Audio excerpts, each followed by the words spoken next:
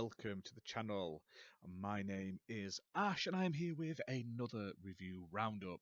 This time I'm looking at 4 Xbox games I've been playing over the past couple of weeks, from co-op roguelike style games to simulation games and strategy games. So we're going to jump straight in with the first one, which is This Means Warp.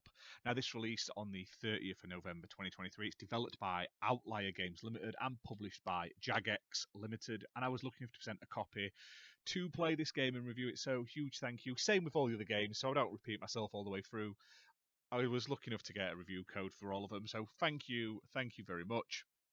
So, this is a space exploration game as such, where you can fly on your own or with up to 3 friends. And this is basically a procedurally generated universe filled with aliens, challenges, and things like that. And it's up to you to work together to command your spaceship and fight your way through a whole host of real-time battles. So, imagine overcooked sort of 4-player craziness, running around making sure everything's doing what it's supposed to do and stuff like that. But stick that into, instead of it being like making food, you're on a spaceship. Some person's having to man the guns, someone's trying to like repair the ship and keep the shields up and stuff like that. And it just gets hectic. It's crazy. It's one of those games you can have a lot of fun playing with friends, but it does take quite a lot to master. Now, obviously, this is a game where every time you play it, it's unique with like randomized maps, enemies, items, different encounters, and stuff like that. So every time you play it, your run's going to be slightly different. And I must admit, I had more fun playing this with friends than I did playing it solo. Now you can play it solo with bots, but it's just not the same. So on Xbox, you can play this local or online, which I think is fantastic that it has both options. And yeah, this is good. I like this one. A bit hectic, a bit hard at times, but with friends, you can have a ton of fun playing this. Very similar, I've been told, to FTL. I've never played FTL, but for those who know what FTL is, you'll probably know exactly what I mean.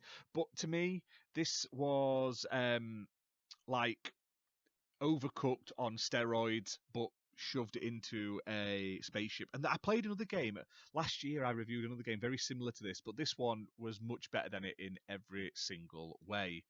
Now on Xbox, like I say, you can get this right now, and it's not overly expensive. It's priced at £15.98, playable on Xbox One and Xbox Series X and S consoles.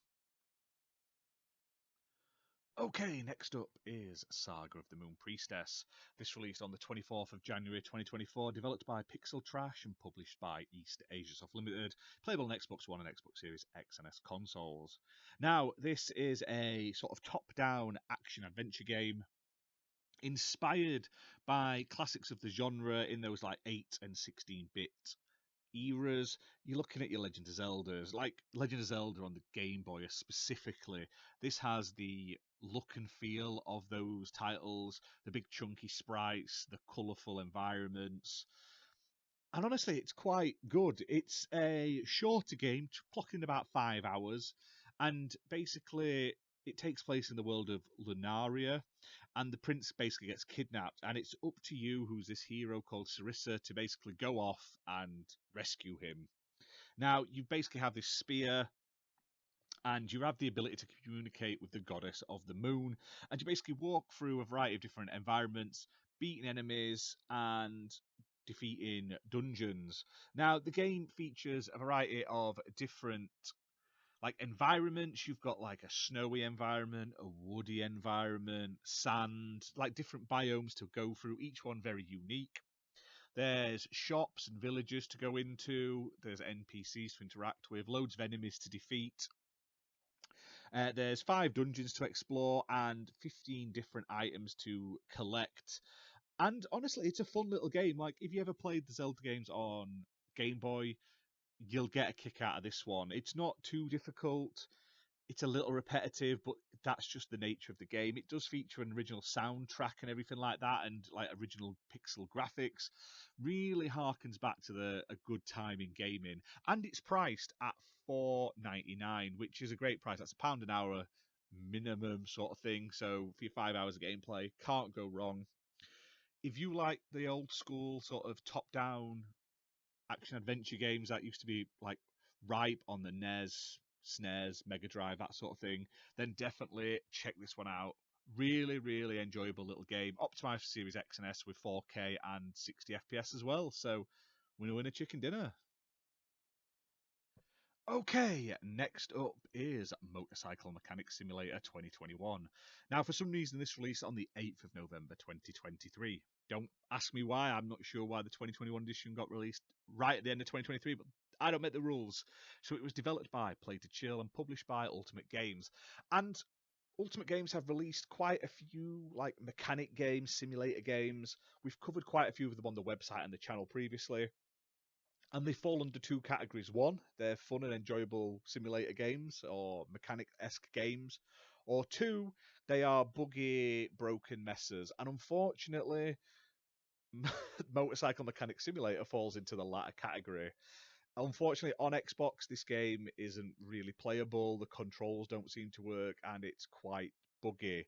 Now, there have been some updates since launch to fix some of the bugs. However, it's still buggy and not enjoyable to play. Now, ironically, on PC, where this came out in 2021, it currently sits at a very like favorable reviews, like mostly positive, with over 1,000 reviews on Steam. So clearly, the game itself works. It's just not been ported over to Xbox very well. Now, it's available on other platforms as well. Plus, it's on Steam, like I say. I've put like some quick footage up from the Steam trailer just because the Xbox trailer doesn't actually show any in-game footage, and also I wasn't able to get a lot of footage because it was just pretty broken. But if you are interested, there's different types of motorcycles you can work on. There's over 400 parts that make up these motorcycles. You're able to go through like the store and over like this huge library of additional parts, and you refurbish old and build new bikes. You can accept orders from customers like in other mechanic games, and you earn money and experience points from completing them. There's a garage that you can furnish and make it your own. And you can also, which I think is cool, test bikes out on the test tracks, which is a cool little like thing to do. It breaks up the just I'm just building a bike sold, building a bike sold. You can actually drive them around and stuff like that. And you can also explore landfills and stuff like that in search of unique parts. But right now, it's playable on Xbox One and Xbox Series X and S, or it says it is. It isn't worth picking up right now. It's £16.74 normally. Get it in a deep sale or just play it on Steam, because right now the Xbox version isn't in a state that I would recommend. Okay, and last up, we saved the big one for last. We have Dune Spice Wars. Now, this released on the 17th of November 2022, and I've been meaning to cover this for a couple of months now. I was going to play it over Christmas, and then just life took hold. But it was developed by Shiro Games. It's published by Funcom. Now, I've played a load of Funcom games over the years, and some of my favourite gaming moments on PC years and years ago were from Funcom. It's a shame some of the games don't always hold up, but my God, I do love them. Now, I was looking forward to playing this one, and no matter what I say right now, you can try it for yourself on Xbox because it's on Xbox Game Pass. So I recommend giving this a try. It's on Xbox Game Pass and PC Game Pass as well. Now, this is only playable on Xbox Series X and S console, so it's like current gen, but it's on PC as well, part of Game Pass.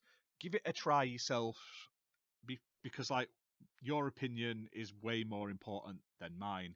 But this is an RTS game set in the Dune universe, and it's a 4X real-time strategy game to be precise. And it's from the developers of Northgard. So you basically have to lead your faction, and basically you want to gain control and dominance over the planet of Arrakis. And this has all the look and feel of Doom. Like, it looks great. The atmosphere, the troops, everything about it is great. There's different factions. There's all the sort of like survival, like the trading, military, and all that sort of stuff. It's got online multiplayer for up to 4 players as well, which is cool. So you can have like free for all or 2v2 matches, which is cool. And you can also set it up with AI as well. Always a fan of games that have like AI in multiplayer, so you can like fully bump it up. And it's really good. Now, the one problem that I will state on Xbox, which doesn't seem to be on Steam, because like on Steam and on PC and stuff like that, it's got like very positive reviews, over 8,000 reviews, mostly positive, very positive recent reviews. Xbox, it's a little bit different, and all the reviews are very similar to what I think. The writing is tiny. So, like, this reminds me of Dead Rising 1 when you played it and it was super duper small and you could hardly see what was going on and you could hardly make it out. Obviously, not very useful in an RTS. At least in Dead Rising, you could listen. You just couldn't maybe make out what they were saying that much. But on this, the icons and the writing are way too small. So hopefully they allow us to grow that in the future or just change it. But in terms of gameplay, it is actually really fun. Now, I wouldn't say it's as deep as some other sort of strategy games, but to be fair, that's fine by me. I enjoyed my time playing it. I thought it was really enjoyable. I just struggled, like I say, to read a lot of what was going off on the screen. The campaign is really cool. Like I say, it has a proper campaign that you can play through. And I played more of the campaign than I did multiplayer. Um, I like the fact that there's different options. So, like in the campaign mode, it's called Conquest mode. You basically take control of one of the like major factions, and it all features like unique scenarios and situations for them. And you get to like personalize your house with different perks and upgrades and stuff like that.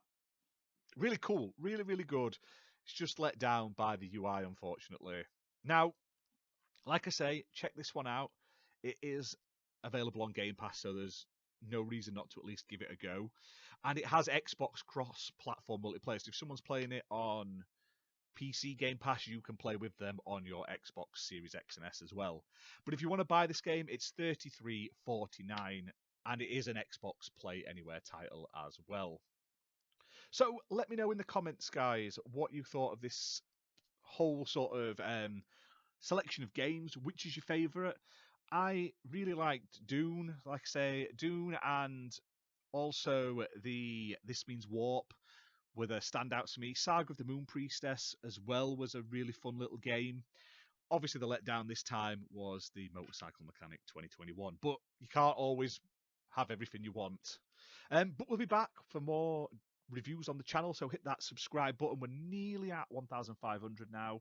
Hit like, share it out, and leave a comment. Let us know what you think, and also what games you'd like to see us cover in future. Until next time, guys, see you around.